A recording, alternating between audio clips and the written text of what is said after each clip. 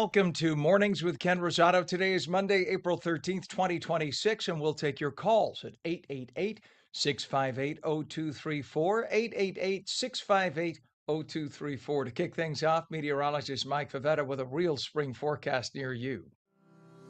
This weather is brought to you by Audio Nova, your hearing experts, serving all of New Jersey with 13 locations. All right, Mike. So winter's finally behind us. It I think is, it's we've done. We've had all of our holidays, the Islamic Mhm. holidays. We had Passover. We had Western Easter. And yesterday we had Yes. Orthodox Easter. That means Uh-huh. we are ready. Sleeves rolled We up. Summer come. Summer come. All right, spring. I'll take I spring first. I don't want to Spring see come. that winter coat. I know I don't want to see the winter coat for at least another 8 months. That's how long this winter's been. It feels like it's been going on forever, and yet the mild weather that comes this week will make it feel like we're skipping ahead into summer. We have a little bit of cloud cover around this morning. That doesn't last all day, though. They will bring a few quick passing showers throughout the middle of the morning. You see that with the futurecast here, right into around lunchtime, that stripe of green. That's the front wiping on through across New Jersey. It actually clears out and brings back lots of sunshine this afternoon. Might even spark off a little thunderstorm there, isolated throughout the end of the day.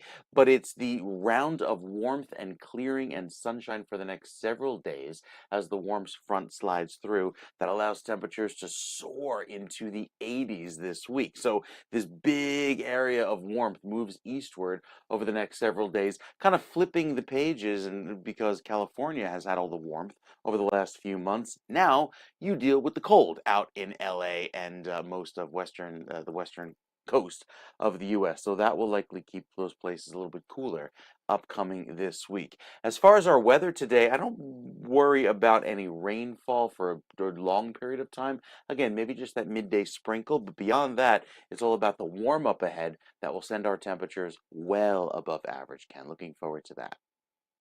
All right, sir. We are looking forward to it indeed, and keep our fingers crossed. Indeed, yes. In Mhm. fact, looking at California, they have 63 degrees.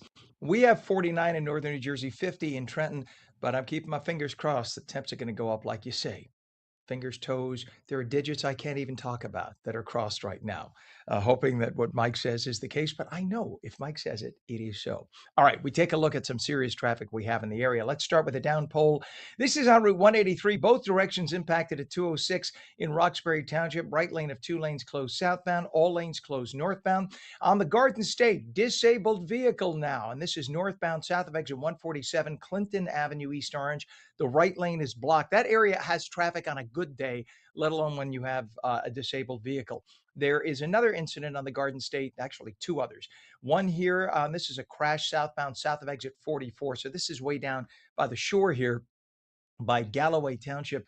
All lanes are open, but that's causing some rubbernecking. And we have a crash on the Garden State northbound, exiting at exit 127, which is the 287 Route 440 exit in Woodbridge with one lane block there. Now, something right near our studios in the Nutley Clifton area here. There's a big crash, property damage, Route 3 eastbound by Passaic Avenue in Clifton. The right lane and ramp lane are closed. That's causing about a mile and a half to 2 mile delay. Of course, every camera, and there are like 2,000 cameras, traffic cams in that area. Every one of them is down for maintenance right now, as would be the case. We should might as well just send one of the 30 interns outside, Pam, with a video camera to get the shot. But once again, this is a crash with property damage. Route 3 eastbound by Passaic Avenue, Clifton, right lane and ramp lane rather are both closed. The Commodore Barry Bridge still has pothole repairs. They've had it for a week. How long does it take to? I mean, really, how many potholes are on the Commodore Barry Bridge? Come on, guys. They could do the whole city of New York in an hour, and it's been like a week and a half now. Commodore Barry Bridge, repair those darn potholes. We check the Hudson River crossings. Lincoln and Holland both reporting just 20 minutes right now, and the GWB upper and lower levels. Check this out already. Pretty heavy. I think people are back. Last week, you still had some spring breakers, holiday people. This week, nope, we're back. And this is what you got upper and lower levels, GWB upper on the right, lower on the left. It's going to cost you about 40 minutes, they're saying right now, 35 to 40 at this early hour. Let's go to the West Coast right now, shall we? And we have a collision right now already in East LA at South Sunol Drive at East Olympic Boulevard. There's also a collision in South LA on the 110 at Gaffey Street, a collision in West LA on the 405 at South Mulholland Drive, and another collision in Altadena at East Foothill Boulevard and North Rosemead Boulevard. It is 5 minutes past the hour. Iran warned yesterday that military vessels approaching the Strait of Hormuz would be a violation of the ceasefire and would face a strong response. That following President Trump's announcement that we will create our own blockade on the oil water superhighway known as the Strait of Hormuz.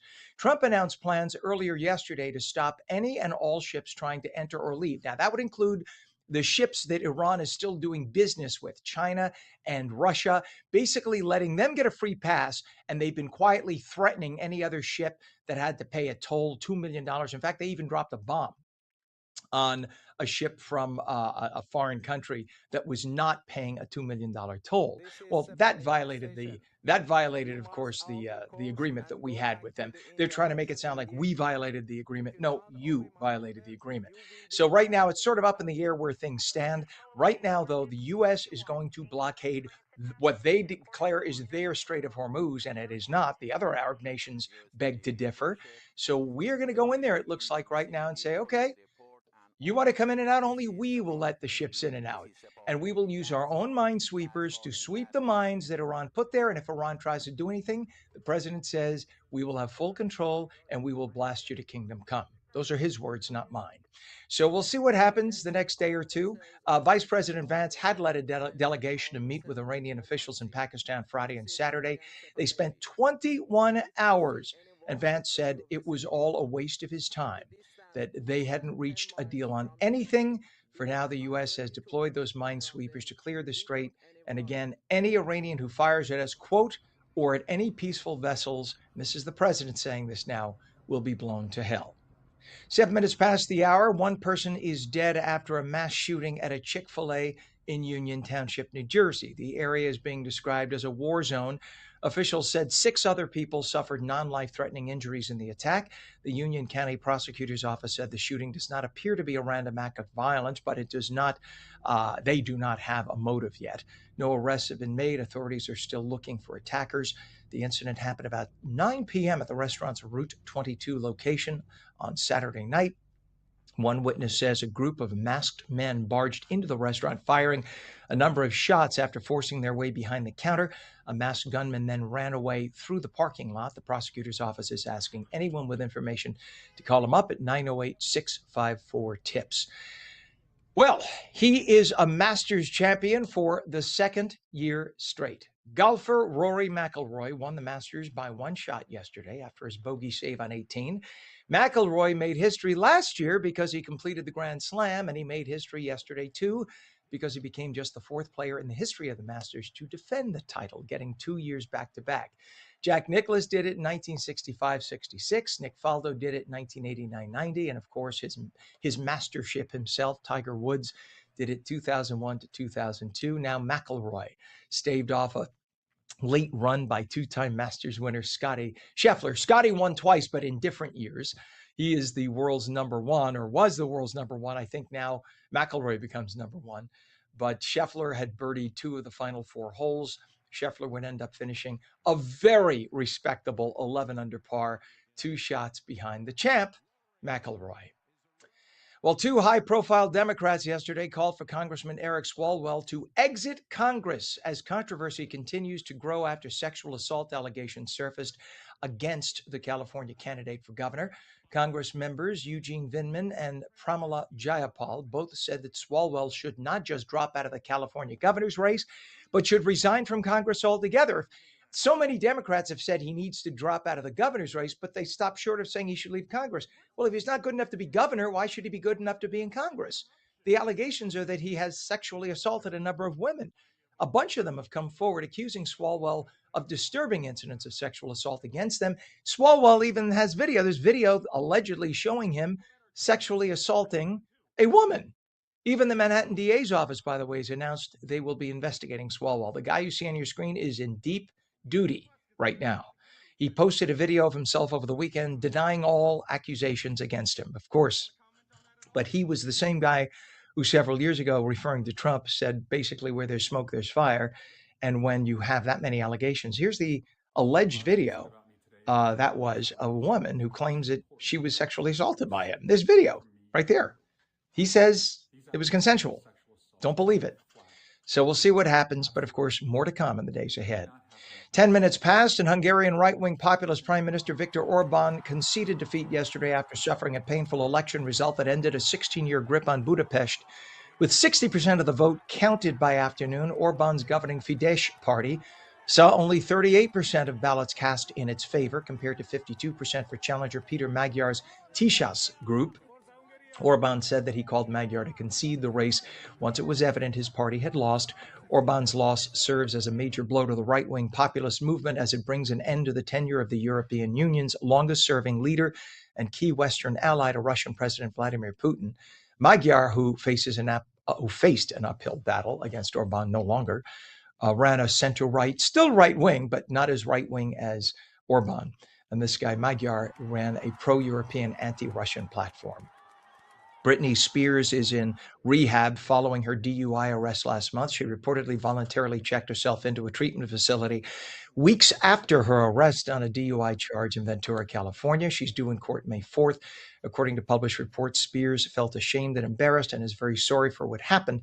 On March 4th, she was taken into custody after authorities saw her swerving in and out of lanes of traffic. They also allegedly discovered an unknown substance inside her car during her arrest, and she's believed to have been on a cocktail of alcohol and drugs.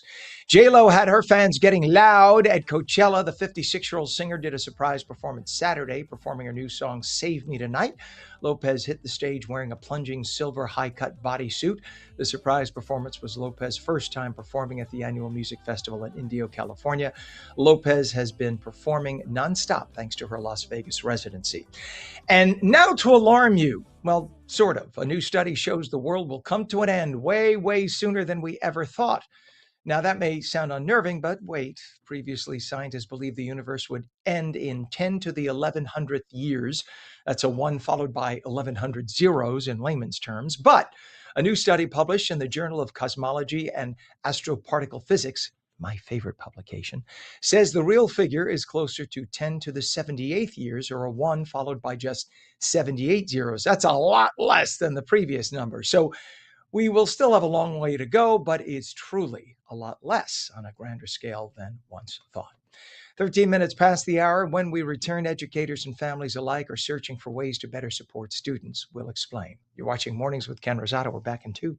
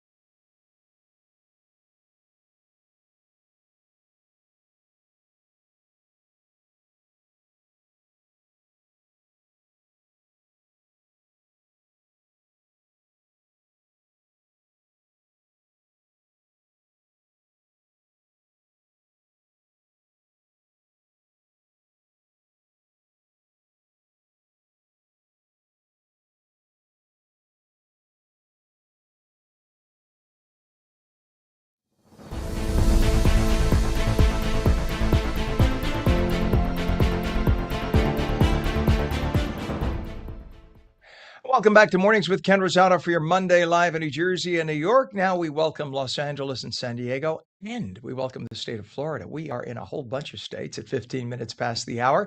We will take your calls at 888-658-0234. Meteorologist Mike Favetta has a spring-like forecast near you. This weather is brought to you by Audio Nova, your hearing experts, serving all of New Jersey with 13 locations. So Mike and I were at a Devils game last week. Do we have the shots, Pam? I'm just throwing it at Pam at the last second here. There we go. I was a little green. Mike and I, we won't tell you why we were a little green, but we were having a lovely time nonetheless. This is at how beautiful is the Prudential Center, by the way, Mike? Very, very nice. Really, really pretty. My gosh. And yes, full fashion here, full fashion.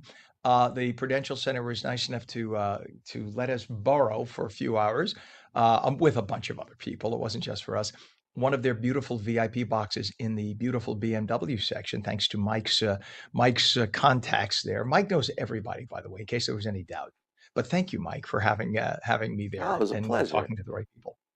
So it was a lot of fun. We got to do that again. It was great to see so much Devils pride at the game, even though their season had ended, and they made that very clear. It was kind of hard to miss, but it was still a great time to see all the kids there, the families, because it was obviously a week off for many, being on spring break. So it was a really fun Thursday evening.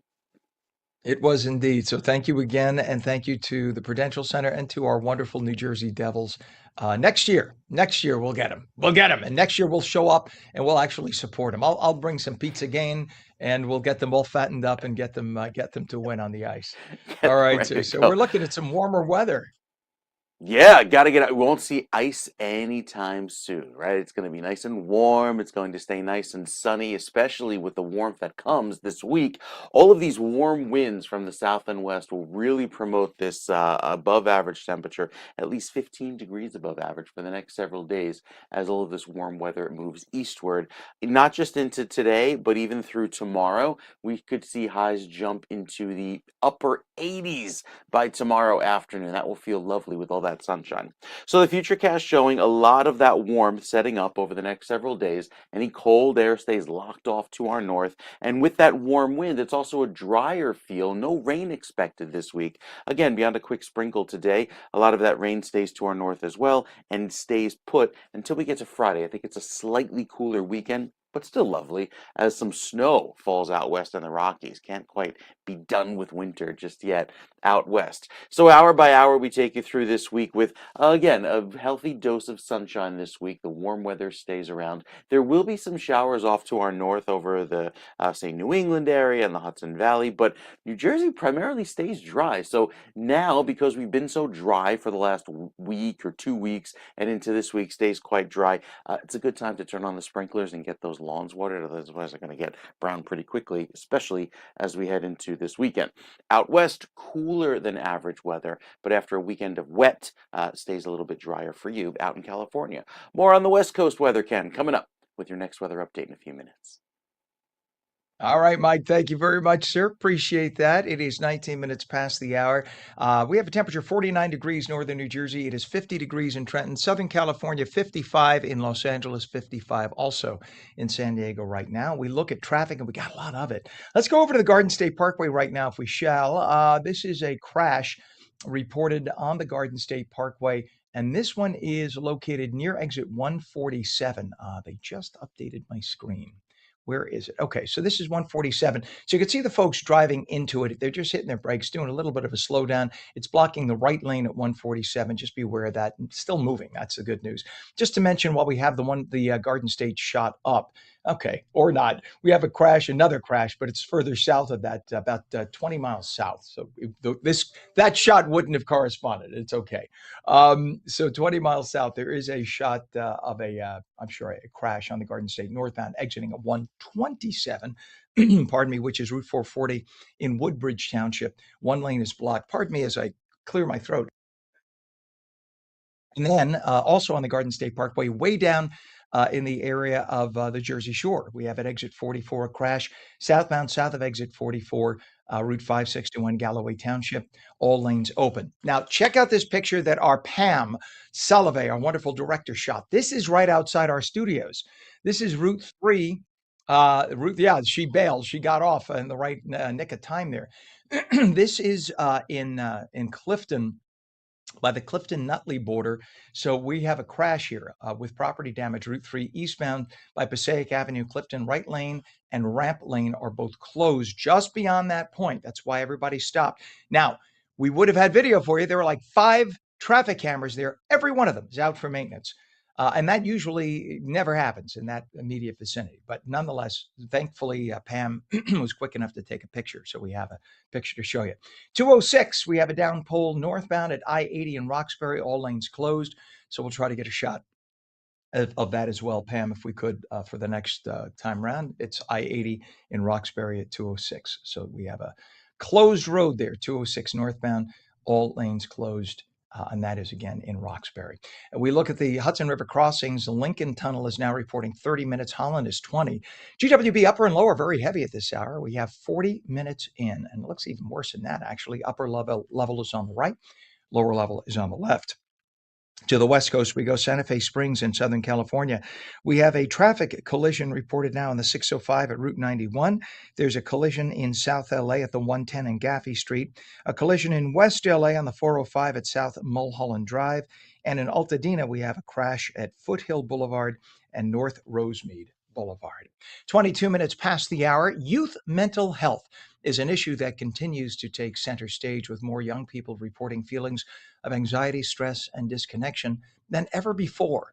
Educators and families alike are searching for ways to better support students, not just academically, but emotionally and socially as well. One expert is reframing the conversation, focusing not just on challenges, but on building what she calls mental wealth through resilience. Josephine Hunt is an award-winning educator, NYU-trained leader, and founder of the Resilience Revolution. We say good morning to you, Josephine. Good morning, Ken. Thank you for having me.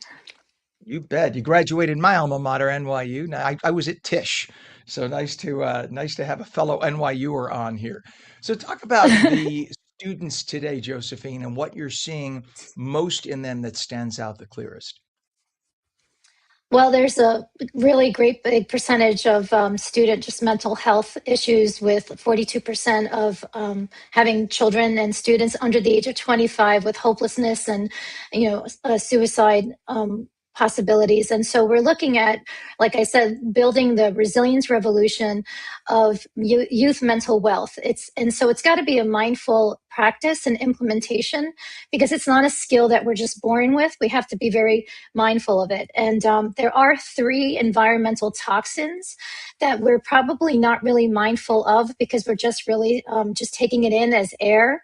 And that's isolating technologies, dopamine dumping, and narratives of doom. And it's almost like we're really not knowing that it's happening, but it's something that we're just exposed to and a part of. And when we're mindful of it, we can be more proactive in building our youth mental wealth and strengthening their resilience. And we're hearing, of course, a lot that nearly half of all high school students report persistent sadness in an era when they have the world at their fingertips with the electronics and the friends and whatnot. What's driving that trend? Well, it's interesting you say that. So with technology, right, the idea behind it is to keep us connected, right? And we are a connected world. But if you look at, people at the grocery stores and, even in the airplane where we're tied together in a small vessel like that, we're in isolation on our own screen. So even though we're connected via, technology, we're really like in isolation. And so as humans, we're looking for joy and like areas to improve and increase our mental health. But what ends up happening is the algorithms start to pick up things that we are interested in and start to show us things that are giving us like fear and anxiety and stress.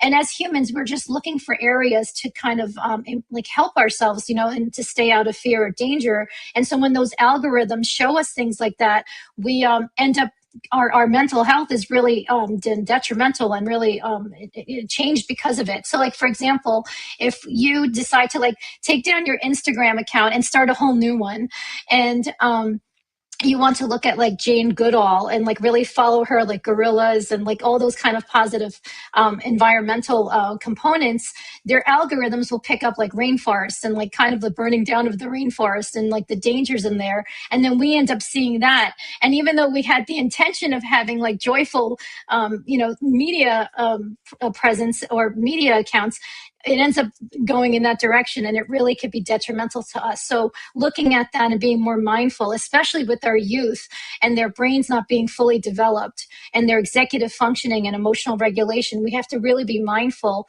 of those components that our kids are doing. So I'm really happy that some schools are doing, bans of phones from bell to bell. Like that is a really incredibly helpful mechanism that we're using. Yeah, New York and New Jersey have done that now, and every teacher I know, my mother was a teacher, mother-in-law was a teacher. They're all talking about this with their friends. That the result is students are happier, more attentive, study more. It's amazing. It's just you would think that the technology would have been the end all be all and brought us to a different level, and instead, I think it kind of slowed us down. There's a place for it, but not to the extent I think that we were using it. We only have about 30 seconds left. Please give everybody a website so they could find out more.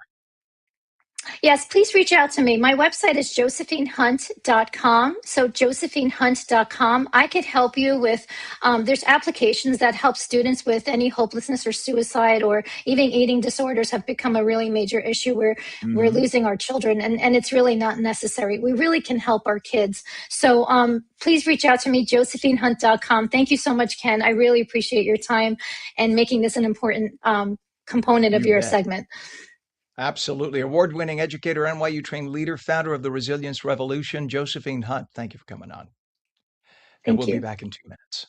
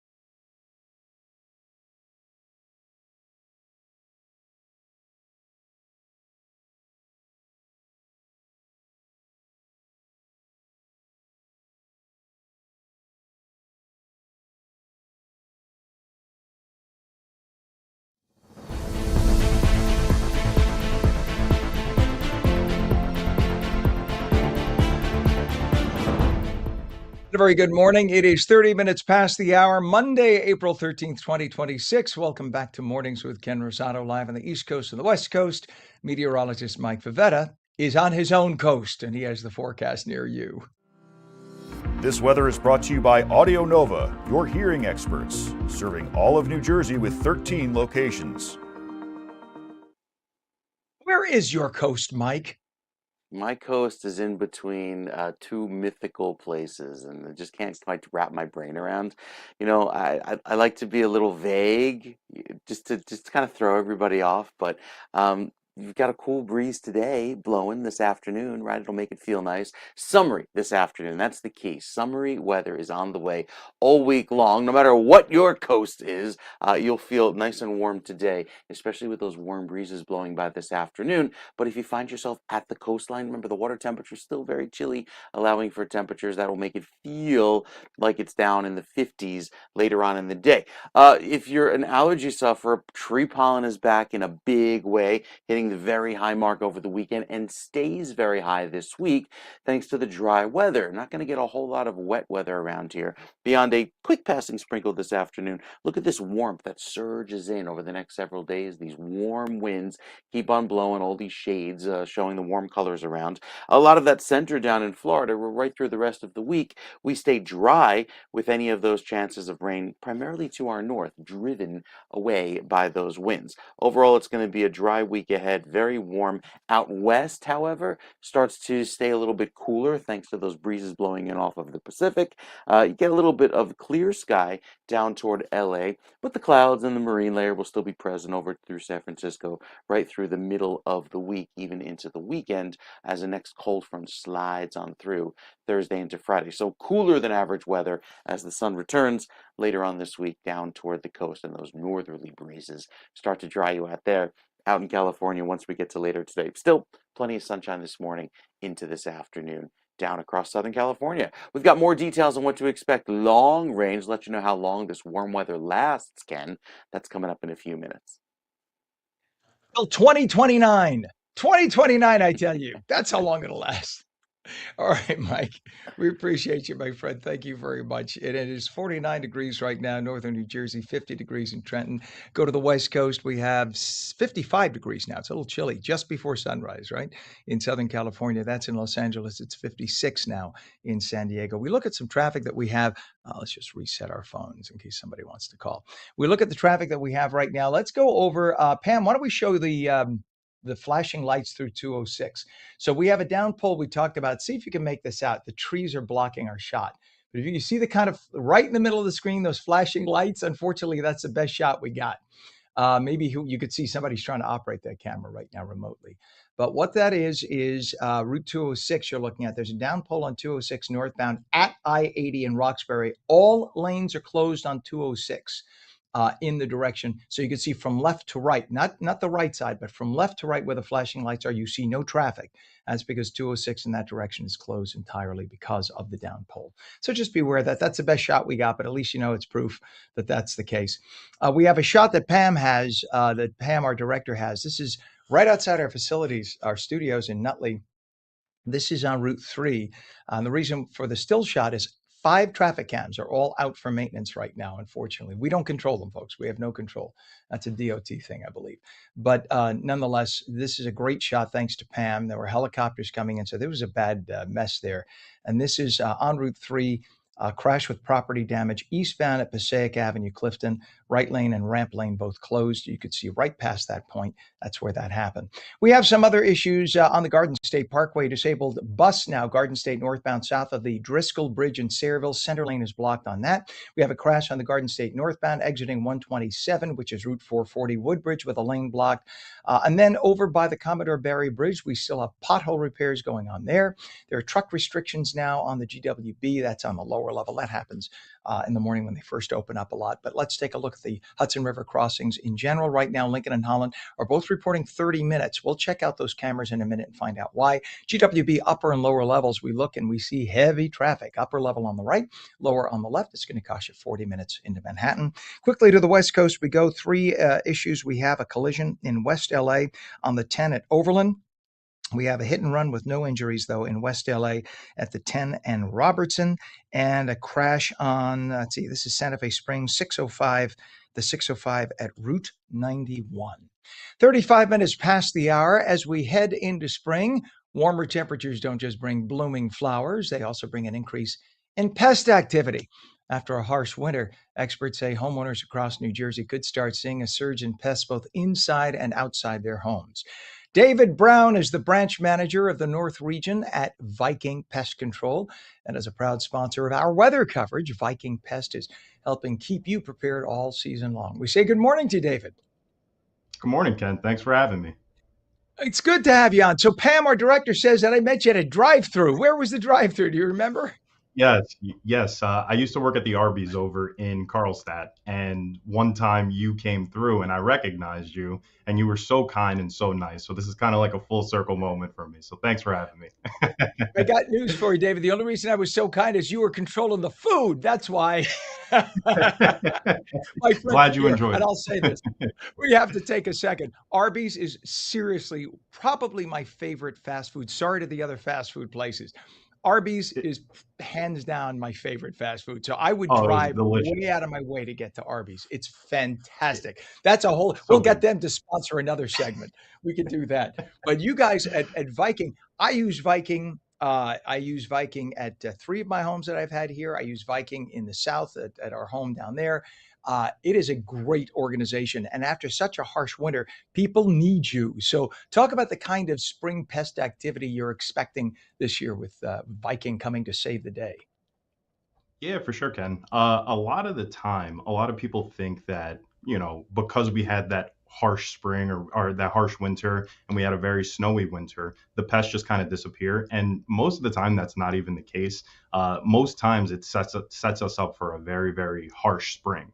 Right. So, for example, rodents, they're going to try to make their way inside of your home, try to get into the garage, try to get into the attic, try to get into the basement just to stay warm. And then your other pests like ladybugs and springtails, they're going to be overwintering and they're going to work their way into your structure as well. Even termites, for example, a lot of people don't realize that termites, they will stay active underground because the weather or the temperature down below on the ground is a lot more stable than it is up in the air. So you fast forward to the springtime, and everything that was hiding and everything that was slowing down suddenly starts to wake up at the same time. And that's where you usually get that spike in activity. It's not that pests are just showing up now, it's that they've been there all along. And now the weather conditions are optimal enough for them to start coming out and moving around. And the snow plays a massive part in that because what happens is once that snow turns into ice and once that ice melts, the ground stays a lot more saturated and stays moist. And moisture is one of the key driving factors when it comes to pest activity, especially with ants, especially with termites. It makes the ground a lot more soft and it allows them to move around and come up towards the surface a lot more. Excuse me. So a snowy winter usually means a wet spring, and a wet spring usually means a heavy pest pressure activity going throughout the rest of the season. And that's when your homeowners typically start noticing things like ants, or they start noticing things like termites or signs of termites, which could be mud tubes on the walls, or it can be piles of wings that they're seeing, or just piles of debris altogether. And that's, when you start noticing things like that. And one thing I like to tell people is if you're seeing it now, most times it didn't just start. It's been building for weeks, sometimes even months. And I know that sounds a little scary and I know that sounds like a little off-putting, but there's a lot of things that homeowners can do now to kind of put themselves in a better position for that kind of stuff. So a lot of things that I like to say is first and foremost, you want to walk around the outside of your home. You want to make sure that any gaps, any cracks and crevices that you may be seeing, especially where utilities are entering the home, you want to make sure those gaps are sealed up properly because pests don't need much space to go ahead and get into the structure. So if you're seeing those gaps and you're seeing those cracks and crevices, call your pest control provider, go ahead and let them know, where you're seeing these things, or if you feel comfortable enough doing it yourself, that's something you could go up and seal as well. Secondly, I said moisture is one of the key driving factors. Make sure any moisture around the home is kind of eradicated, right? You want to make sure things that are like your gutters are flowing properly. You want to make sure that any standing water that you have around the foundation is taken care of. Our last bite division, which takes care of our mosquitoes and ticks, they do a good job at doing these kinds of inspections, making sure that they're noticing these things, right? So something as innocent as a wheelbarrow that's filled up with some water in the backyard may not seem like that big of a deal, but in reality, that's a perfect perfect greeting site for mosquitoes. So make sure any moisture that you have around the outside of your home is taken care of as well. And thirdly, just be aware of any early signs that you may be seeing. If you're seeing ants or if you're seeing bugs around the windows, don't ignore it. A lot of the times, what you're going to see is, I'm sorry. Oh, a lot of times what you're going to be seeing is those pests that you're seeing around the outside of your home. Like I said, it didn't just start. So make sure you're keeping your eye on that. Make sure that everything is good with that. So yeah, I mean, those are the things that you can kind of look forward to. Those are the things that you can kind of see. But like I said, if you have any concerns, anything that you're seeing, give your local pest control provider a call. We'll come out. We'll make sure that those things are taken care of. We'll make sure that all of those things are, eradicated for you in a due time. Yeah, and David, and eloquent spokesman you are for that. You sure know your stuff.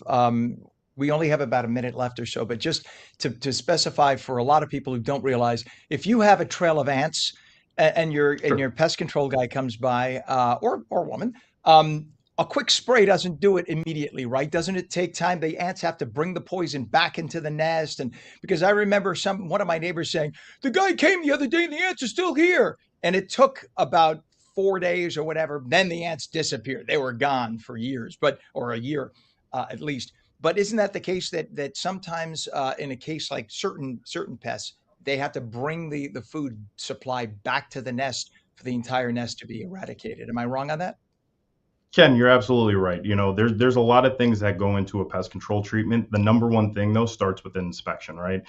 Certain pests have certain conditions and they have certain things that they operate in. But to what you were talking about with the ants, yes, if we're going to be using bait, most times ants communicate off those pheromone trails. So they're going to go ahead and, release the pheromone, letting the other ants know, hey, there's some sort of food source over here. And that's usually when you see a horde of ants coming together, eating that bait. So yes, you're right. Being an Italian American, Italians do the same thing, by the way. We don't use pheromones. We just use our mouths. Hey, Joe, they got pizza over here. It's sort of the same thing on a much bigger scale. Give everybody your website so people can get in touch with you, David. Yes. You guys can reach us at vikingpest.com. We have a bunch of helpful material on there. We have a bunch of good guides on there. And if you want to schedule an inspection or schedule a treatment, right, you can do that right on there. Give us a call at 1-888-618-BUGS. 1-888-618-BUGS. What a great number. My gosh. All right. If you need pest control, there is only one place to go right there. Viking Pest Control. David Brown, branch manager of the North region at Viking Pest Control. Thank you so much, David. Good to see you again. And you and I go out for some Arby's later.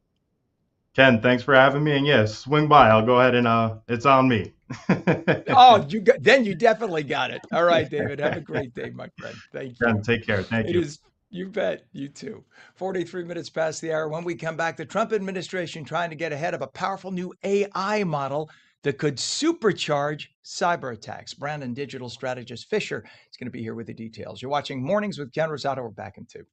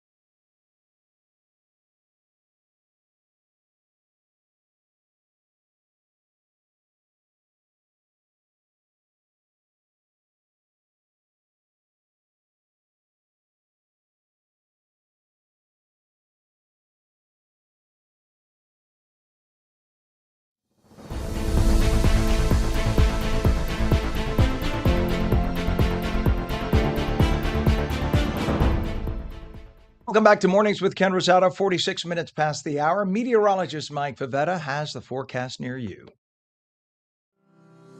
This weather is brought to you by Audio Nova, your hearing experts, serving all of New Jersey with 13 locations. Hey, Mike, the cutest video ever. If Pam has the doggy, Yeah. you got the doggy, Pam? So, did you see this as the astronaut Christine Cook came Uh-huh. home after being away for a week and a half? Her doggy was just a little excited. Look at this dog. Aw. I think we have, do we have moving video? I think we have video too. There, check this out. Check There's this that out. tail. Look at that. Mommy's coming home. So Mommy's coming precious. home. Oh my God. Is that the sweetest ever? Look at that. Brought the toy. Bring the toy for mommy. That is Yep. just the sweetest. So, mommy is a hero to all of America and all of humanity, literally all of humanity, coming back after going farther away than any other human left this earth. She and her three colleagues doing so on the Artemis 2. What a hero and what a greeting. She deserved that. That's probably better than any parade she'll ever get, right? I'm sure, I'm sure. I wonder when the next dog will go into space. It's been about, what, 70 Is years or so? Sputnik. Yeah, it's been a Sputnik. while. We send Been a dog to while. space. We don't care if he comes back. That was the Soviet Union's answer. I don't, did the Sputnik dog come back alive? Yeah, I think he did. So they did. So they said. It was probably So a they different say. dog. They swapped it out. Anyway. So we're looking nice for the Northeast. We're looking great, Ken. A lot of warm weather, a lot of sunshine. Maybe you can run around toward the beaches. I wouldn't go in the water just yet. It's still very chilly. Water temperatures measured in the mid 40s as the sun shines all week long. It's dry this week, however, across most of the East Coast. It's out west that some of that wet weather stays. So our forecast for the next few days, even into the middle of the week, keeps a lot of the rain across the Midwest and upper Midwest, even into sections of the Northeast, well north of here, and that will keep us dry and warm this week. Our next opportunity for some rain beyond the quick sprinkle around lunchtime today, probably not till Sunday. So it's a good long stretch of this dry weather that takes over. With it, some warm weather, and you can thank the fronts for hanging out well to our north for that reason. Likely some summer-like thunderstorms off to our north and out west, but again, New Jersey stays dry going into this week and even into this weekend. As far as the temperature outlook for the rest of the month, we're still forecast to be above average with a lot of that heat concentrated down across the southern part of the U.S., even with that dry patch there in Florida. Our rain chances pretty low going through the next 7 days, Ken. All right, sir. Thank you very much. Appreciate you very much. It is 52 degrees northern New Jersey, 50 degrees in Trenton right now, West Coast 55, Los Angeles and San Diego. Bunch of things happening right now. Let's take the 206 cam if we could, Pam.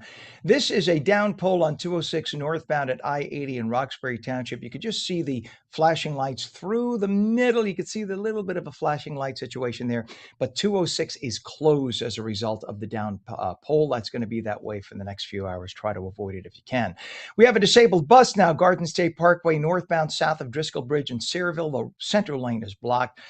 We have a problem on Route 3, and this has been the case for the last couple of hours. Pam, our director, saw this coming into work today, right outside of our facilities, in fact. So we have to show you the still cam because all the video cameras are down from the DOT in that area. But so this is what we had. This is Route 3 in Clifton, and this is in the vicinity of Passaic Avenue, eastbound Route 3. Right lane and ramp lane are closed. That's causing about a 2-mile delay right now. Not so good a lot, as a friend of mine used to say who worked in traffic, Joe Nolan. You probably know that name from the New York Tri-State. He said it's not so good a lot if you go over to the approach to the Lincoln Tunnel. Look at 495. This approach is jamming. We're told it's a good 40 minutes in right now to the Lincoln Tunnel, and that is absolutely a mess. So 495 backs up all the way to Route 3. It's about a 3-mile delay into the Lincoln Tunnel. It's going to cost you, bus lanes are good. You can see the bus lane going, but it's going to cost you about 40 minutes in via the Lincoln Tunnel. It's 30 minutes at the Holland. We'll show you the Holland Tunnel camera next. And the GWB upper and lower levels, very heavy, 40 to 45 minutes. Upper level is on your right. Lower level is on your left. We'll see that right now. Look at that absolute mess of traffic. Good luck getting into Manhattan today, folks. Pack your patience. Give yourself some extra travel time. Very quickly, West Coast issues. We have a traffic collision now in West LA. On the 10 at South Robertson Boulevard, another collision in Santa Fe Springs at the 605 and Route 91, and a collision in Altadena at East Foothill Boulevard at North Rosemead Boulevard. Well, it is 51 minutes past the hour. The Trump administration trying to get ahead of a powerful new AI model that could supercharge cyber attacks. Vice President Vance and Treasury Secretary Bessent grilled top tech CEOs just before its release, and now they're warning major banks. We're talking about Anthropic's controversial Mythos model. Joining us now with this topic and more is brand and digital strategist Fisher, who can be found on Twitter and Threads with username @Fisher and through his website, fisher.media. Good morning, Fisher. Good morning, sir. So what is this worry about Anthropic's Mythos AI? Yeah, so Vice President J.D. Vance and Treasury Secretary Scott Bessent, as you said, held a phone call last week with top tech CEOs, all of them, including those from Anthropic, xAI, Google, OpenAI, Microsoft, CrowdStrike, and Palo Alto Networks to discuss AI model security, safe deployment of large language models, and responses to potential cyber attacks. The meeting focused on concerns that advanced AI models could scale in favor of attackers, with questions about how companies would handle cyber threats if offensive capabilities outpaced defenses. Now, Anthropic, as you mentioned, previewed its new Mythos model last week, showing its significant offensive and defensive cyber applications, including the ability to find high severity vulnerabilities in major operating systems, web browsers, and critical infrastructure, prompting Anthropic to limit its public release due to risks. The layman's terms to that is this AI can find vulnerabilities in your iPhone, your websites, your banking applications, and then if bad actors got access to this, could use it to get into those and get information, get money, things of that nature. Anthropic proactively briefed senior U.S. government officials on Mythos's full capabilities, risks, and risk management strategies before any external release, emphasizing early government involvement and offering support for official testing and evaluation. Now, separately, Treasury Secretary Bessent and Federal Reserve Chair Jerome Powell held a surprise meeting last week with heads of major U.S. banks to address the potential cyber threat posed by Mythos and similar advanced AI tools to the financial sector. Anthropic stated that briefing the government early on Mythos was a priority, and the company has been in recent contact with officials about cybersecurity matters. The White House did not offer requests for comment. Sources were anonymous due to the sensitivity of the discussions.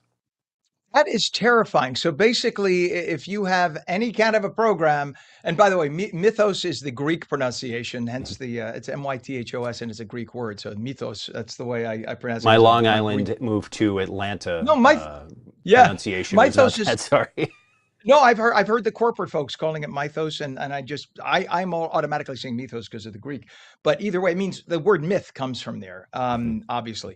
But it's terrifying that this thing basically has a mind of its own. Am I wrong? The way it comes about. Yeah. And do you think that the people who designed it are kind of shocked, or do you think they knew this was going to happen and they're pretending to be shocked? I think this is a combination. I think it's like when a bug is developed, right, or a disease, and then it gets out.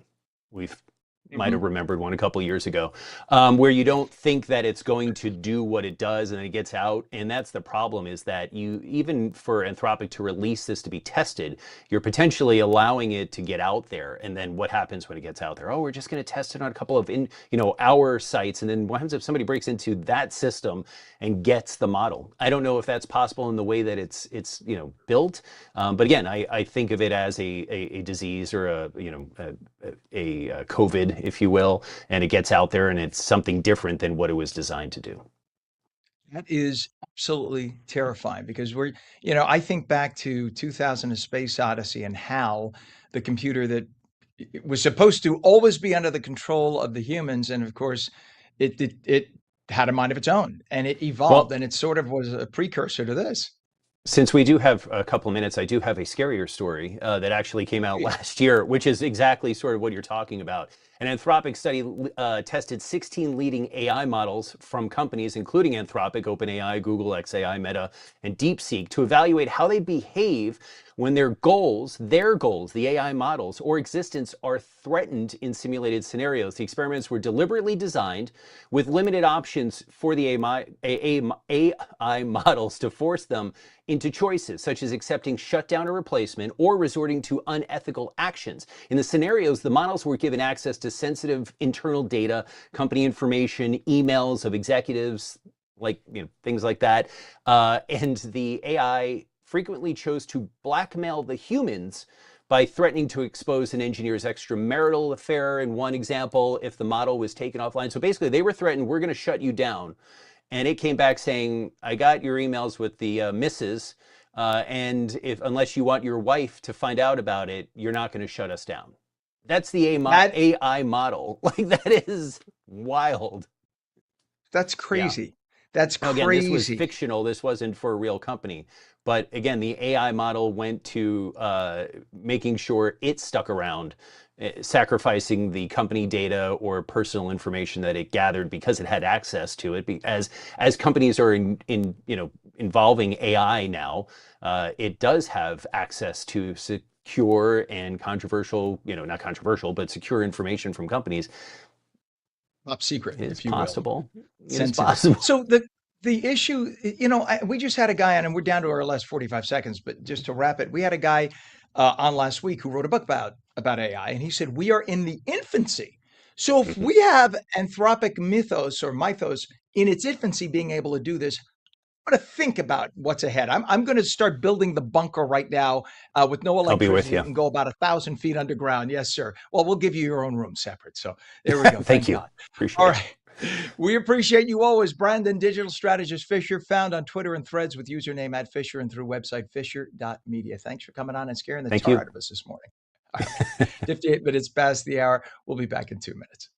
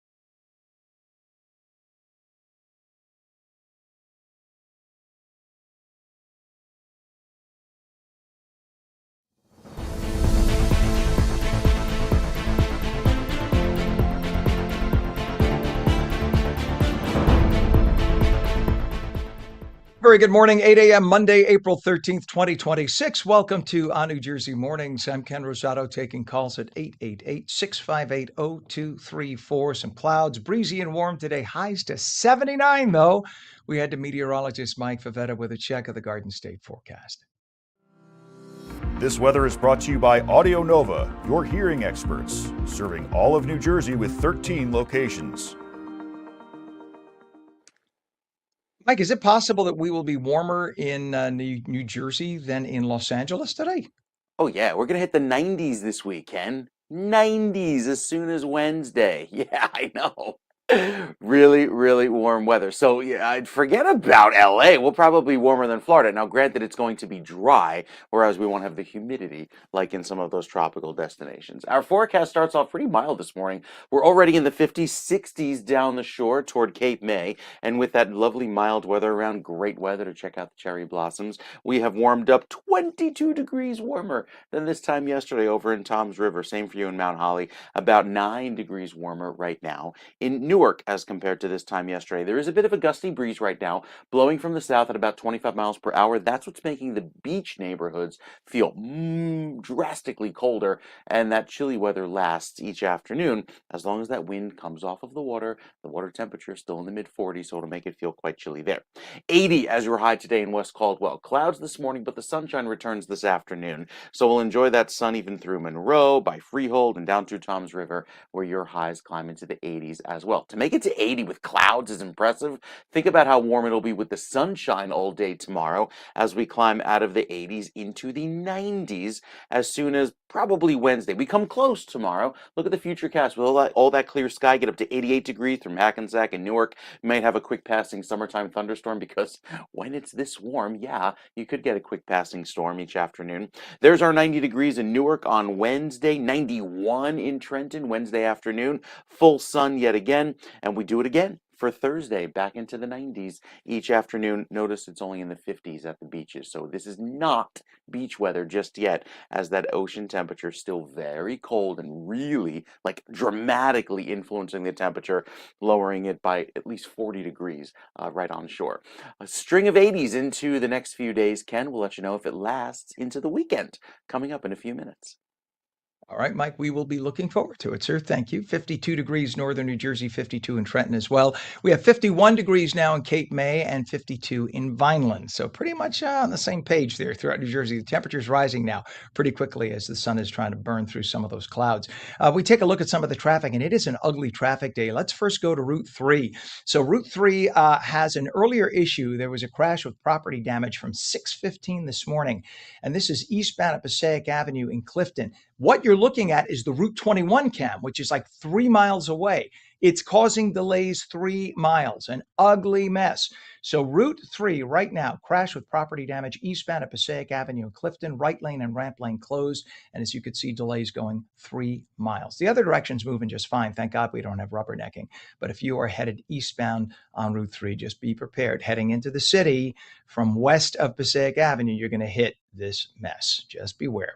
Other issues to tell you about, just quickly want to mention Route 206. There's a down pole northbound at I-80 in Roxbury Township. All lanes are closed on 206. Just beware that the only camera shot we have is blocked by trees. I don't want to have to show you the trees again.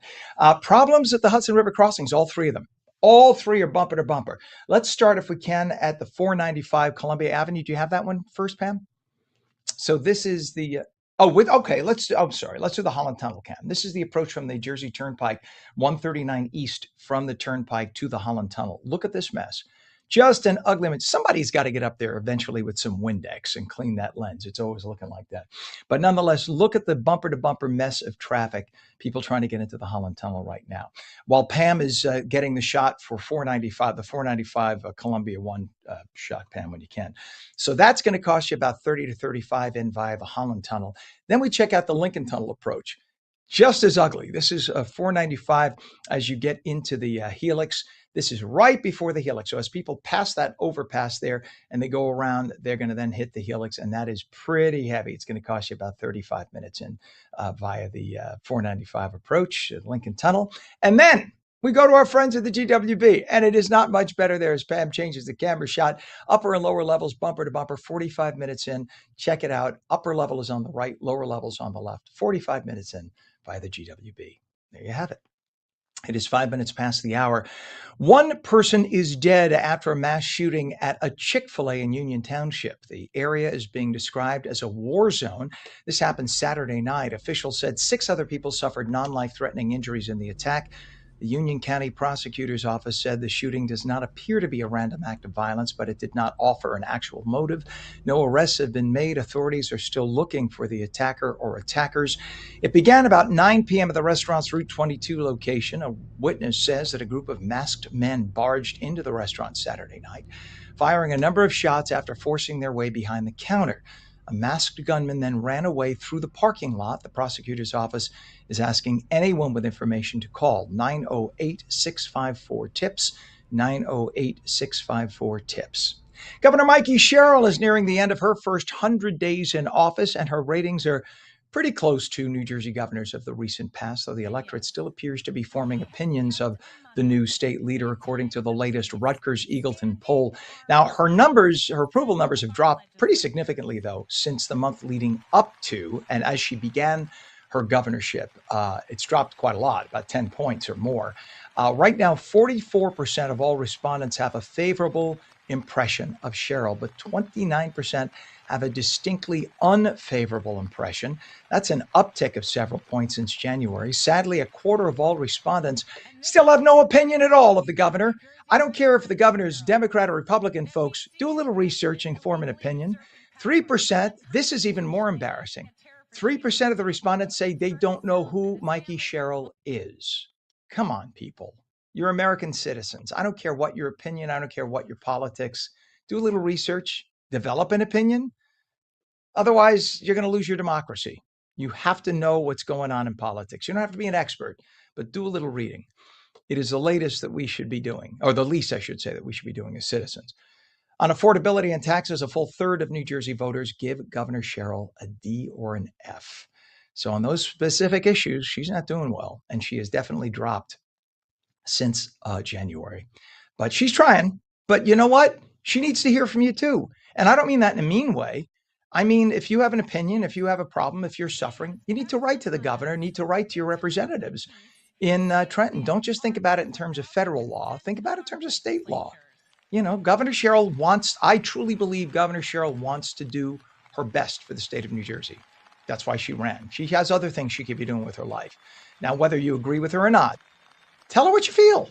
I'm sure she wants to hear from people in New Jersey, whether it's positive or negative. Tell her what you feel, or else you get the government you deserve. It's 8 minutes past, and Mayor Zoran Mamdani in New York City, his first city-owned grocery store will be in East Harlem. It will cost about $30 million to build. The store will be in La Marqueta. That's a marketplace under the train tracks running over Park Avenue. It'll be up and running for business by the end of 2029. Don't know why it's going to take that long, but nonetheless, La Marqueta is already owned by the city. The store would be the first of 5 city-owned groceries the mayor made bold promises to build during his campaign. He thinks the move will lower food costs for poorer New Yorkers. The store would offer groceries at a discount. The question is, what happens to all the other grocery stores and bodegas that are in the neighborhood? People who've worked their whole lives to build a little bodega? Apparently, no word on what the mayor thinks about that. But people who literally sacrifice everything to open a little store are going to be selling food, making pennies per dollar on that food. And then the city is going to take your tax money to subsidize food so that people could buy it for pennies on the dollar over here. So why should they go to the bodega or the market there when they could save 50% over here? But they're really not saving that money because it's take from the rich and give to the poor, right? It's charge more taxes for these people, take that money, open the grocery store that's subsidizing, give food away. Why don't you just confiscate all the wealth from all the wealthy New Yorkers now? Just do it. Get it over with. That's what you want. You're a democratic socialist. And it's frustrating to a lot of people, including traditional Democrats in New York, that this is happening. Because this, by the way, failed in every city in the world where it's been tried.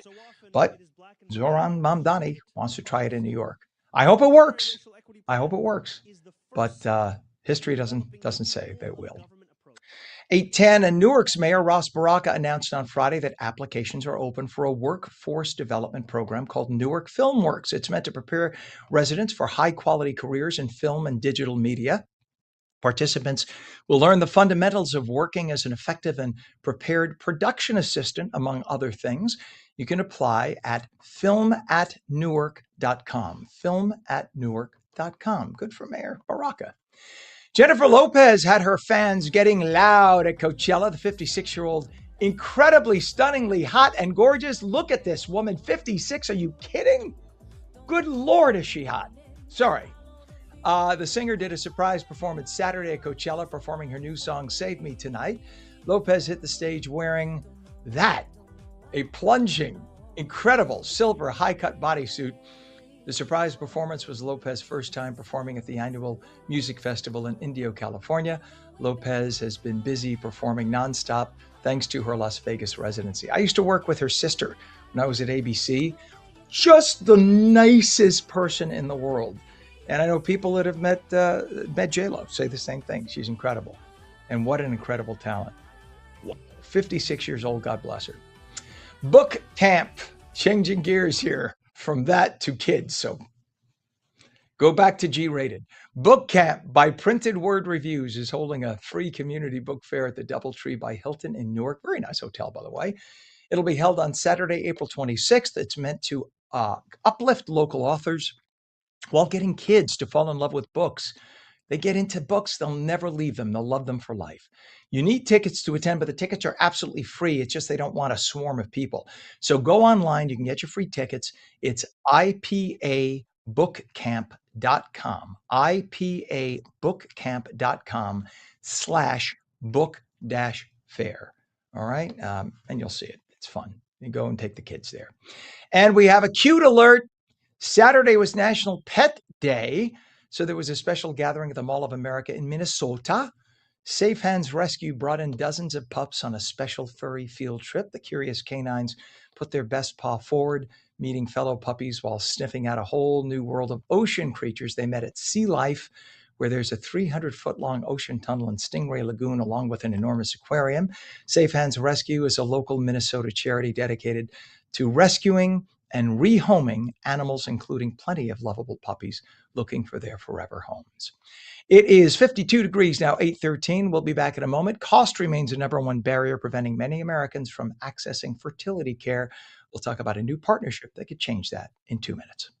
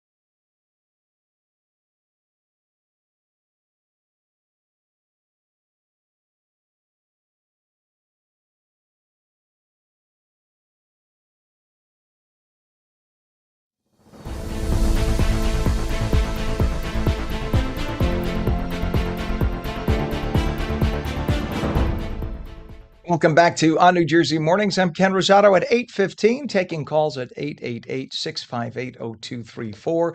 Cloudy, breezy, warm today. Highs about 79, warmer this week. Right to meteorologist Mike Favetta with the full Garden State forecast.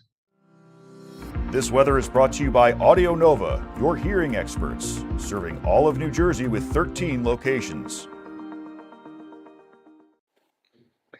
So as we're looking ahead to warm weather this week, why don't we look behind us to the cold Yes. ice that we experienced the other night at the beautiful Prudential Center. Pam, do we have the Yeah. shots of Mike Favetta and Ken Rosato, the two boys about town? And it's funny that Pam, our director, is the absolute rabid hockey fan, yet Mike and I, who are like, "Where's the football? Where's the basketball?" We're at the beautiful Prudential Center at a Devils game, and Pam, we're texting with Pam, our director, and she's like, "Oh my God, I want to be there so badly." Next time we must take Pam. It's the law. We will. We will. It'll be, it'll be, it was a nice evening, a nice event. Like you had mentioned, and commented to me, the sushi was delicious. Really, Oh my really good God, there. Not to, so not good. to talk about how we had so much great food in that suite. Very, very nice time. So thanks to the Prudential Center for hosting us. Thank you. And yeah, hope to go back sometime soon. That would be fun. Maybe for Mhm. next season. Hopefully it'll be a better season.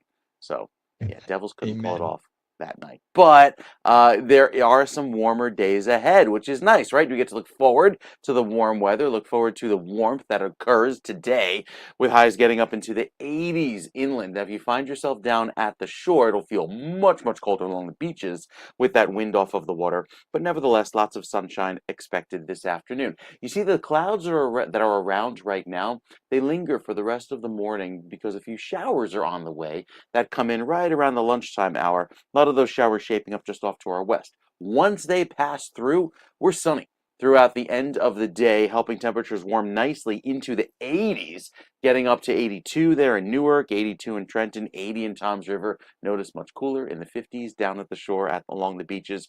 And then tomorrow morning, nice and sunny to begin. Maybe a quick passing shower or thunderstorm by tomorrow afternoon. But what follows is extreme warmth that gets us into the 90s by Wednesday, 91 as well for Thursday afternoon. So that warm weather keeps on rolling in right through the middle of the week, peaking on Thursday, and then ultimately cooling us back down with some cooler weather that arrives by the end of the week. So Friday, Saturday time frame, we see another round of clear sky, but it's the showers on Sunday that provide those cooling rains that lead us into a more temperate forecast for next week. So it's not chilly next week, but it'll feel closer to average heading into the next week in April. As far as this weekend, a weekend pretty much just like we had. Temperatures in the mid 70s, lots of sunshine, a little bit cooler, but Sunday could have some late evening rains that clear out by Monday, Ken. All right, sir. Thank you very much. I'm sorry, I was playing with our social media folks over here. We have the TikTok and the X going. We're about to switch over to the Instagram. So anyway, but thank you, Mike. We appreciate it. Try to do. It's like trying Yeah. to juggle a few things at the same time.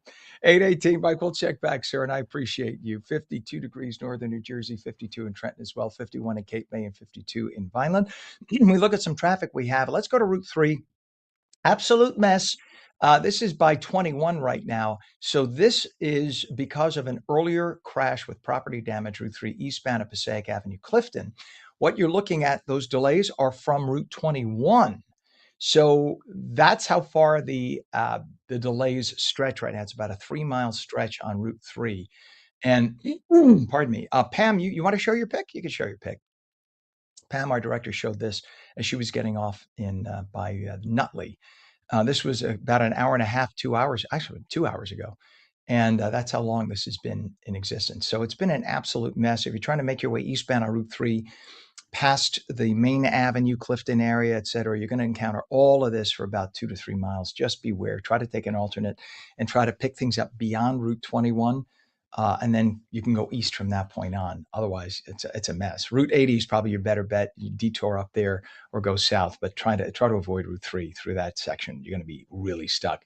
We have issues, pardon me, also on your Hudson River crossings. And let me mention, as Pam is setting up the shot, 206, we have a down pole that's been that way all morning long at 80. 206 at 80 is closed. 80 is open, but 206 at 80 is closed. Just be aware of that. So as we make our way into the Holland Tunnel first, let's look at Route 139. And 139, making your way into the Holland Tunnel is bumper to bumper. You can see the traffic there in the right lanes, and they are just jamming in. It's going to cost you 40 minutes into the Holland. I'll let Pam set up the Lincoln Tunnel shot right now. This is the 495 going into the Helix, and that's also bumper to bumper. It's going to cost you 35 to 40 at the Lincoln Tunnel. Pam has that shot too. We'll let you take a look at that. Look at that. Absolute mess. And that is before the Helix, before you curve around that 1 mile stretch, making your way into the Lincoln Tunnel. And then we come out, pardon me again, and our approach to the GWB, not much better, because guess what we have now? Disabled truck, GWB upper level eastbound, right lane is closed. So that is causing that. So upper level is on the right, lower is on the left. Both are a mess, 40 to 45 minutes in via the GWB. It is 8:21, and for many Americans, cost remains the number one barrier preventing them from accessing fertility care. Now a new partnership between IVI RMA North America, Costco, and Sesame aims to change that. Lynn Mason is the CEO of IVI RMA North America. We welcome you and say good morning, Lynn. Good morning to you, Ken. Thank you for having us. You bet. Talk about this new partnership. It is brilliant to have this relationship, so you could bring more people into the fold, if you will, who could otherwise not afford this before. Absolutely. So at EVRMA, it has been our goal globally, not just in the United States and in North America, to expand access to care. We all heard the president's executive order last year when he challenged each of us as networks in an industry to expand access to care. And we thought, what better way to do that than to go directly to patients, directly to where people are. And first, just start educating. How many folks aren't even asking the question around their fertility because we don't have it as a part of the mainstream conversation?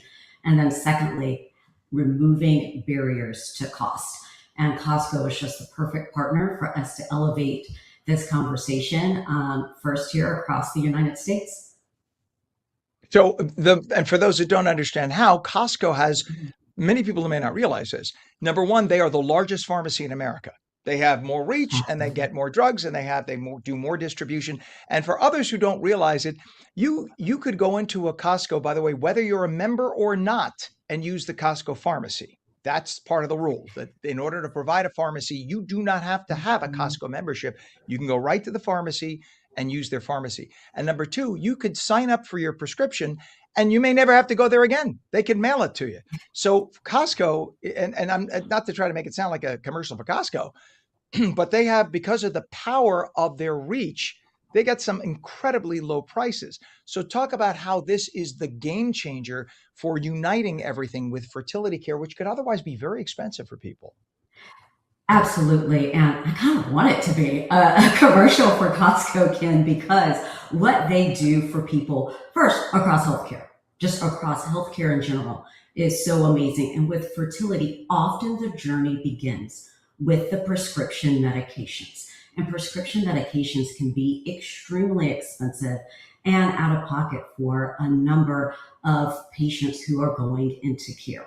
Costco is offering up to 80% off of these drugs, and they're able to do so because of their scale and their reach and their ability to purchase these drugs. And then there is this great connection that Costco has with Sesame that starts to educate patients around, okay, ask the questions, let's do an assessment, let's figure out what's going on with your fertility, and then helping to immediately get people into care. And that's where we as EVRMA come into the picture. But what we want to do is also, in addition to reducing the cost, make this a lot easier. For any listener out there who has ever looked into fertility, this is complicated. I've worked in healthcare for well over 20 years. Exploring fertility care is even complicated for someone like me who's just been a part of healthcare and understands how to explore these things. For anyone who's just normally saying, I wonder how I even ask these questions of my OBGYN, how I get an assessment, how I get into care. We want to make this simplified through the Costco pharmacy, through Sesame, and then let's get you in the door at EVRMA and let's get you checked out. And Sesame, for those people who may not realize, Sesame is a coordinator, if you will. It's a website that links you to your provider and healthcare and everything else. So that's the website you could find providers. IVIRMA, that's the fertility experts. Costco, that's where you get your drugs. So you put them all together, and it's like a one-stop shop. So you're talking about major improvement of outcomes and overall patient support. And we should even talk about why so many people are in need of fertility care today. Is it because people have decided to put off having children until their 30s and 40s, and in some cases, even 50s? Ken, I think that is part of it. There is a delay in deciding when it's the right time for someone or for a family to build their family. But I want to be clear that that's not the only thing. And this is why we want to work with a Costco and work with a Sesame to expand the conversation.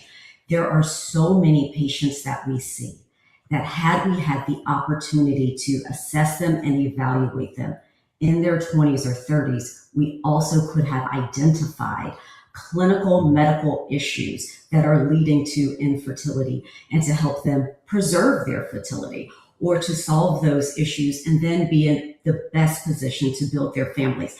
So yes, we are having children a bit later, not just in the United States, around the world, but there are also undiagnosed issues that we want to get on top of by just having the conversation a lot earlier. All of us in high school, right? We got the conversation about the birds and the bees, and that was mainly around don't get pregnant. And then at some point in our 30s, someone's like, why aren't you pregnant? But there's not that connecting conversation for us to understand our fertility. And that's also what we want to elevate within our community.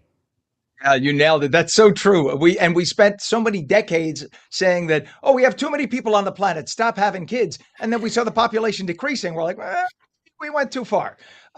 So great point. We're down to our last 45 seconds. Just to point out to people, infertility impacts 1 in 6 Americans. And I'm so glad Lynn mentioned what she mentioned, because you have high school kids, high school boys who have lower levels of testosterone now. And that's something that absolutely must be addressed. Lynn Mason, CEO of IVIRMA North America. Please give your website. We can find us at RMA Connect, and the Costco Fertility Savings is where we want you to go so you can find out more information. Amen. Lynn Mason, CEO, IVIRMA North America. Great to have you on today. We appreciate you. Thank you so much. And we are coming back in 2 minutes with a unique partnership changing the way children with disabilities get access to physical activity. Don't go away.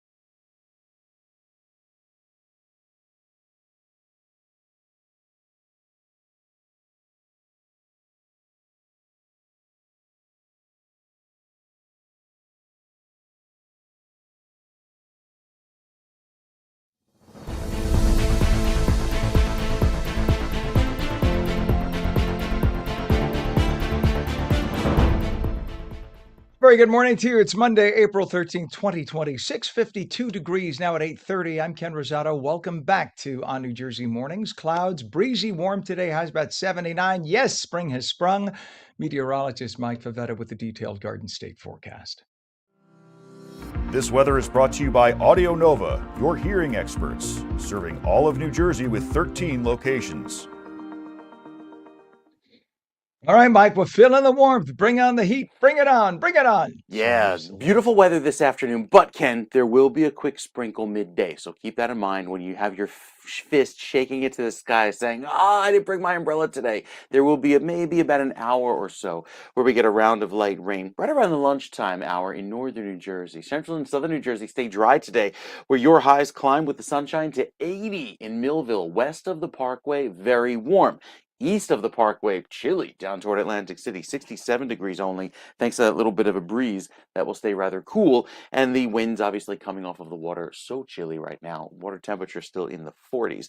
Doesn't stop the pollen. We're back to a very high level of tree pollen today and for the rest of this week as the warm, dry weather prevails. We haven't been this warm, well, in 3 years. 92 was the record back in 2023. So yeah, for the date, looking warm, but at least we get the nice earlier sunrises, the late sunsets. It's nice to have the sun still up at 7:30 in the evening and it be light until 8 o'clock. But notice it's been dry, only a trace of rain detected in the last 7 days. So with that dry weather throughout this week, again, beyond the quick chance of rain today and maybe a thunderstorm tomorrow, rain chances are pretty low going into this week until we get to Sunday night. That's our next opportunity for a nice soaking. The Futurecast puts the clear sky back upon us throughout this afternoon into the evening. The warm air, the warm front stays to our north. That allows that warm flow of air to come in from the south and west and just keep pumping up that heat each and every day right into the weekend, with highs going well into the 90s on Thursday when the heat finally peaks. By Thursday, we'll see the temperatures drop a little bit with our next cold front, and that will allow for a little bit of a cooling trend into the weekend, but still, well, I mean, this is more like a June forecast. Look at these highs going all the way into the 80s each and every day, 90s at times, and then by Saturday and Sunday, we cool off a little bit into the 70s, and that really, Sunday night is our next chance for some rain. Much cooler, obviously, at the coast by at least 15 degrees, thanks to that very chilly air on the Atlantic, and that will make for some cooler weather as well at the coast this weekend too, Ken. It's amazing how much cooler it is at the shore versus, I mean, we're Yeah. talking 10 to 15 degree difference between the shore and inland and up a little bit. But that's because, as you said, those residual ocean temps are still chilly. They act like a big refrigerator, and you get some easterly winds and you get air conditioning off the ocean, basically. All right, sir, we'll check back. Much appreciated. 52 degrees now, northern New Jersey and Trenton, 51 degrees in as we're talking about now, 51 degrees in Cape May, and it's 52 degrees inland a bit in Vineland. And we look at our traffic. So let's talk about this. Let's go to 206. We have a down pole on 206 northbound at I-80 in Roxbury Township, all lanes closed. You can see sorry about the trees. It is what it is. In fact, in a few more weeks, you won't even be able to see what you see now, the flashing lights through the trees. But there are emergency vehicles back there showing the roadway closed. That's the best shot we got. And that is 206 at 80 closed right now. It's been that way for the last few hours due to a down pole. We have a lot of other issues right now. Route 3 is still an absolute mess. We have a crash with property damage eastbound at Passaic Avenue in Clifton. Right lane and ramp lane both closed, and that's causing 3 miles at least of delays as you make your way eastbound on Route 3. You can see this is at 21. So it shows you how far the delays are right now. Absolute disaster of a mess of a morning on Route 3 as a result. Your approaches to the Hudson River, not much better. Let's take the 139 Cam-Pam if you can. That is the 139, Route 139 from the Turnpike going into the Holland Tunnel. That's 35 to 40 minutes, absolute jam on the left side of your screen there. You see those lanes stopped. They're not going slowly, they're stopped. So that's an absolute mess. Not much better going into the Lincoln Tunnel. The approach, and this is about 1.25 miles before the mouth of the Lincoln Tunnel on 495 as you pass the big Lion King sign. Look at the middle lanes there, just jamming. The bus lanes are moving well, thankfully, but those middle lanes are crawling. That's going to cost you 40 minutes in. And then we get to the GWB upper and lower levels. In fact, there is an issue with a broken down tractor trailer on the right lane upper level of the GWB, causing delays. But the upper levels on the right, lower on the left, that's going to cost you 40 minutes across into Manhattan. Another quick mention, if you're headed to any of the big three airports, and you do not have a reserved parking space and you're driving yourself, go online and reserve a parking space. We're told that many of the lots are at 100% capacity. So if you have a flight to catch, you don't want to drive there and not be able to park your car and miss your flight. Go online, take a minute, reserve a parking space. That way you get there, you park your car, you get your flight. It is 35 minutes past the hour right now. And for many children with disabilities, access to physical activity can be difficult. But a unique partnership is changing that. Doctoral students from the Rutgers School of Health Professions are teaming up with Club Dreams in Ewing to bring adaptive programs like ballet and boxing to kids of all abilities. Joining us is Doctor of Physical Therapy, Dr. Ashley Conklin, along with student physical therapists Chance O'Neill, Emma Schneider, and Meme Sarfo to share more. Good morning to four of you, I should say. I'm not counting well at this early hour. I need my coffee. Good to have you all on. Good morning. Well, let's start with Ashley. Ashley, how did the partnership first come together? Sure. So I'm a local clinician in the Ewing area, and I really just wanted to get involved a little bit more in the community and reached out to Club Dreams and saw a really amazing opportunity to bridge the classroom to the community and bring our students there. So we started with our first initiative back in 2022, which was our gross motor playgroup, which is an opportunity for our students to come and play with children with special needs, learn how to engage with them, communicate with them, and really empower them to achieve great things. And since then, our partnership has just grown, and we've developed more programs, and our OT program has also joined our endeavor there, and it's been a wonderful experience for everybody involved. Describe some of the physical challenges that some of these kids have that is preventing them from many of the physical activities. Sure. So a lot of children with special needs have problems with muscle tone or muscle strength, which makes it challenging for them to be able to do typical everyday skills like walking, accessing the bathroom, moving about their classrooms or their communities. So what we do is we try to come and bring them the ability to do that. We help to facilitate their walking, we facilitate play with peers, and really just help them to move and have fun and engage with their friends. Oh, that's awesome. And by the way, for the record, I know you're physical therapists or physical therapy students among you. And I live with physical therapy. I go to physical therapy 2 to 3 days a week, and I love everything you do to make my life easier. Appreciate you. And in fact, I even have a nephew who's about to become a DPT. So big fan of physical therapy. By the way, everybody at home, you actually have to practice what they teach you at home for it to work. You don't just, right? You don't just go for an hour and think, oh, I'm cured. Or people say, it didn't work for me because they didn't do it at home. That's another story. We could do a whole show on that. So let's talk, Emma, too. You helped design Ballet Buddies. Tell us how the program works and what makes it adaptive for young children. Yeah, so my program, Ballet Buddies, was designed for children with special needs between the ages of 2 and 8 years old. Our focus for this program was to help develop the participants' balance, coordination, and endurance through fun, interactive dance songs, and also ballet education. This program Amazing. also provided them the opportunity to engage with their peers, work on following directions, also just to have fun. So we did that Ballet, if I can jump in, ballet is for those who don't realize, there were football players years ago that used to take ballet because of the muscle coordination that it produces, right? So it's not just a matter of, oh, it looks like pretty dance. You're talking about very fine muscle coordination involved when you get people into ballet. I didn't mean to step on you there. Yeah, definitely. Holding all the different ballet positions, even just getting active and remembering all the dance steps really helps them engage with the being active. Amazing. And Mame, you also worked on the boxing program, Flow and Footwork. Talk about the skills that participants are building through that. So I developed the Flow and Footwork program loosely based on a Rocksteady intervention that's used for Parkinson's patients, but essentially the goal is to help build balance and endurance with these students. And basically we work on their core strength, we work on boxing through having them go through different jabs and different steps, and ultimately the goal is to help them have fun.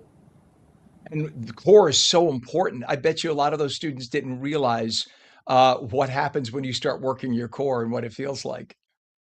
Yeah, we definitely had a few participants leave fully sweaty and having fun. That's the best kind of fun, right? But that's good workout and that's great training. And if they learn to keep that core tone, you're talking about a whole outlook on life that's going to be much better for them. Chance, from a student perspective, what's it been like working hands-on with these children and their families? This is basically, for those that don't get it, for a physical therapy student, this is basically like an internship. It is like an internship, and for the last 2.5 years while I was a student at Rutgers, I've had the great opportunity to work in the gross motor play group that we've had at Club Dreams, and I've seen firsthand not only the benefits that it has for me as a student for real-time learning, but also for the families who are parents of these children with developmental delays who have to constantly worry about their children, and them having access to even further resources for their kiddos has shown to be a valuable asset for these people. I love it. I love it. And Ashley, I can imagine it's so important. It's one thing to learn about something in a book, but to go out and actually work with, and it's another thing like for an old guy like me who has a hurt back, but you're dealing with children who have very special needs and it's a different circumstance in every case. This is probably the best training anyone could ever get. It really is, because it helps the students to kind of bring their textbook to life, and really learn hands-on in the moment how they can make an impact, a very meaningful impact in these children's lives. Amazing. Well, everybody go to their physical therapist, by the way. As my physical therapist likes to say, he loves doing what he does because people come to him in pain and leave feeling good. And not a lot of doctors can say that. So that's a good thing. Dr. Ashley Conklin, student physical therapist Chance O'Neill, Emma Schneider, and Mame Sarfo. I'm going to practice your name. Mame Afia Aboa Giewa Sarfo. Did I get it? Almost. All right, I'll practice. Thank you all for coming on this morning, and best of luck in your careers. And thank you for doing what you do. You're helping a lot of people out. We appreciate you. So much. Thank you. Have a good day. You bet. It's going to be cloudy, breezy, warm today. Highs about 79. Maybe a shower, though. Meteorologist Mike Favetta returns with a full Garden State forecast. You're watching on New Jersey Mornings. We're back in 2.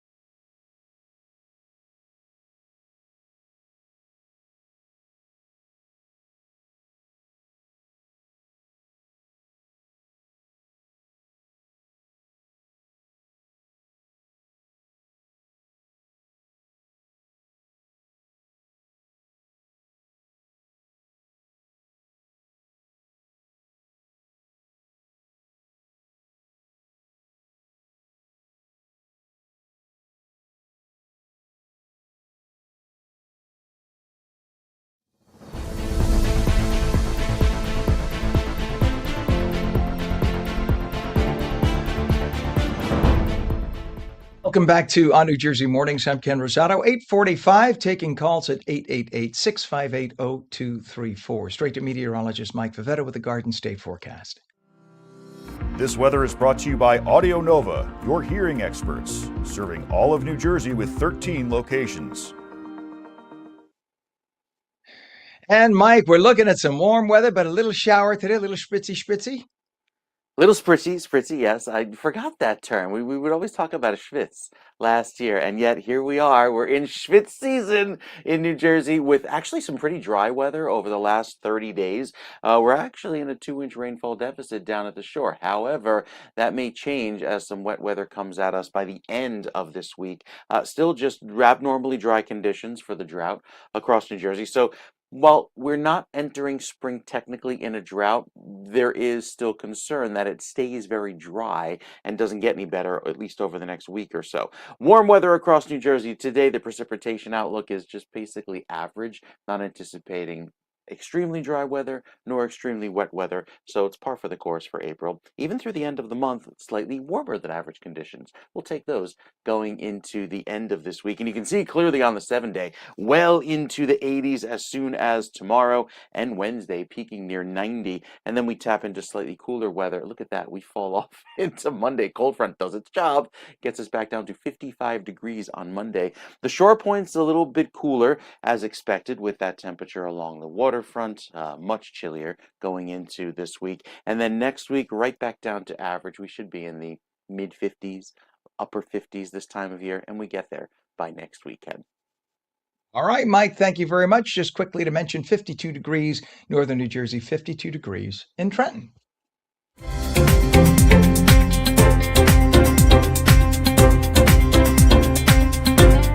Now the AARP New Jersey Morning Minute, news, resources, and real-life help. Visit aarp.org.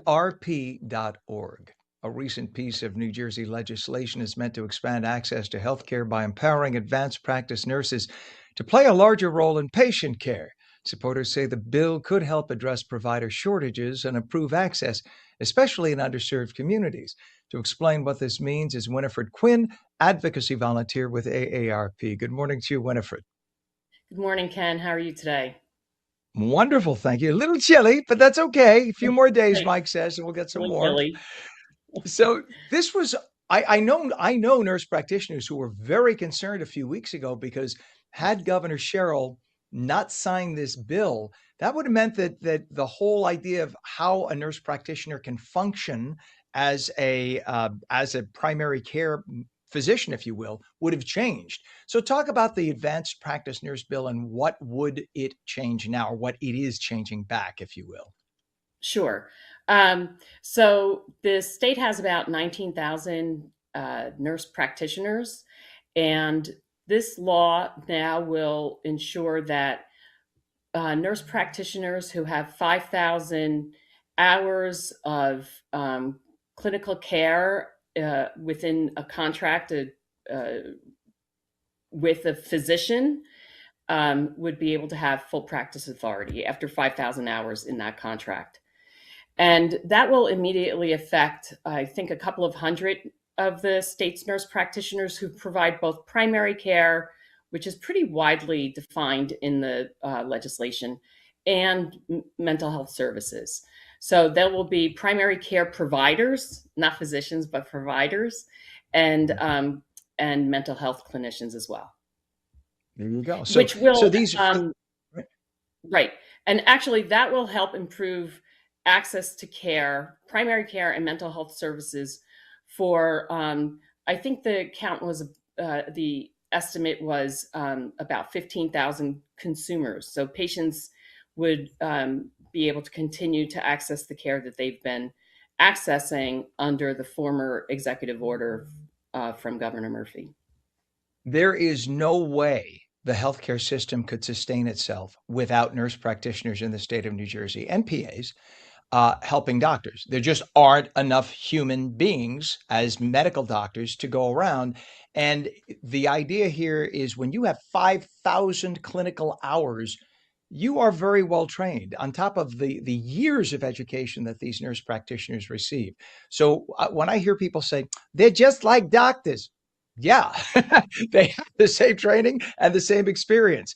The laws are changing, and of course, the education is evolving. But thank God we have our nurse practitioners because we couldn't function. We just couldn't. As you said, at least Absolutely. 15,000 people would be without that we know of, and it would be even worse. Right now, it takes months sometimes to get an appointment with a primary care somebody who could treat you, whether it be a nurse That's right. practitioner or medical doctor. So now this bill directly helps patients and improves access to care. Why That's is right. this issue so important in New Jersey, and why hasn't this legislation moved forward more quickly, you think? So, well, the last time the law was updated was, I think, in 1995, and there was a compromise struck then. And over the last almost 20 years, a group of nursing organizations in the state have tried to improve it. And there's the political will, I guess, just wasn't there for either Mhm. party to move it forward.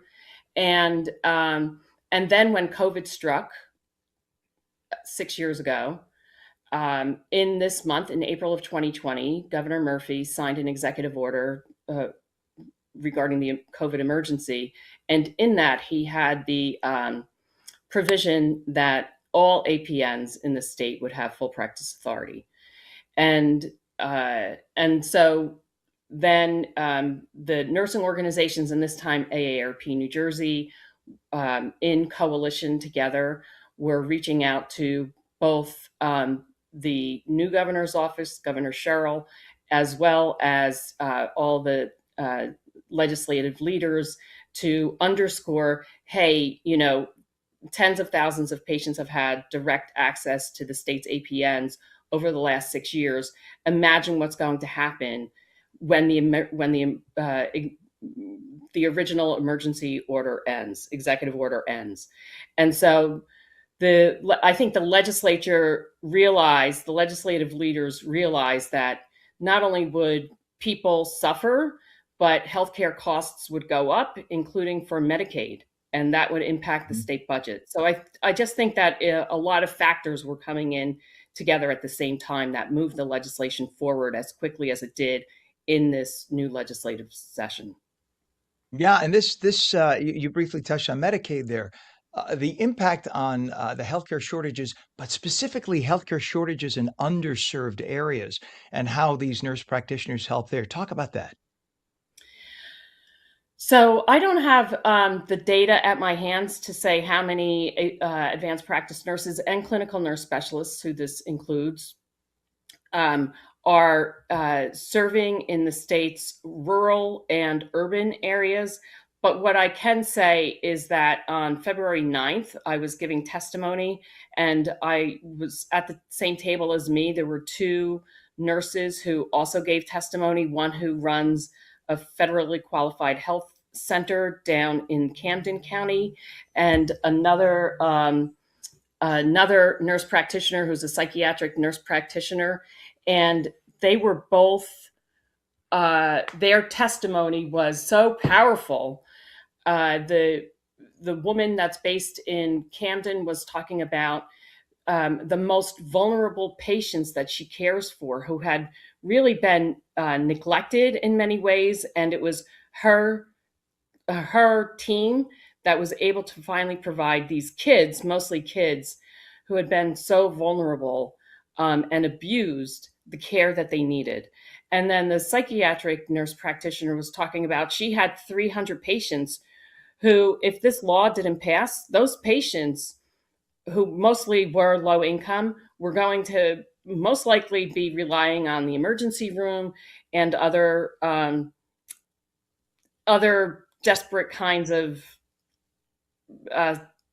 programs of care, or Yeah, not get care at all. And that's just that's one horrifying. psychiatric nurse practitioner. There's just so much need, and what a specialty that is, psychiatric nurse practitioner. So a psychiatric nurse practitioner, for those who don't understand, versus a therapist, psychiatric nurse practitioner, like a psychiatrist, can prescribe medications, correct, for somebody who needs psychiatric care, That's correct. which is so And needed. and And yeah, go ahead. I'm sorry, Winifred. just like now the nurses with full practice, the nurse practitioners and the clinical nurse specialists, those who have been certified in prescriptive authority with those 5,000 hours, now have full prescriptive authority to provide the full range of services to their clientele. Amazing. How can people learn more or get involved if they support this effort? Well, they can reach out to AARP New Jersey. They can reach out to the New Jersey State Nurses Association and the Society for Psychiatric Advanced Practice Nurses of New Jersey really did an excellent job leading the coalition in the last few months. They can also get in touch with that society. Wonderful. Winifred Quinn, advocacy volunteer with AARP. So essential. Thank you for coming on this morning. Thanks for having us, Ken. You bet. And that was Winifred from last week. We taped that segment. We're going to be doing more segments with our sponsor, AARP, in the days and weeks ahead. We appreciate you and your sponsorship. It is now 8:56. Meteorologist Mike Favetta says we will have cloudy, breezy, warm conditions today, maybe a shower. Highs about 79, though it gets warmer through the week. And that is on New Jersey Mornings for your Monday, April 13th, 2026. I'm Ken Rosato. Remember, you could stream us live at onnj.com or our other regional channels, onlaca.com for California, onfla.com for Florida. We're also on Roku, Fire TV, News On, Samsung TV Plus, Apple TV, YouTube, Facebook, and X. We stream live as well on Substack, Rumble, Twitch, and Local Now. We're everywhere. We'll catch you again tomorrow morning starting at 7. Remember, we're live 7 to 9 a.m. First hour, 7 to 8 is on all our channels. 8 to 9 is just New Jersey. 9 to 11 is a rerun. And tell all your friends about us if you like us. And if you don't, keep it our little secret.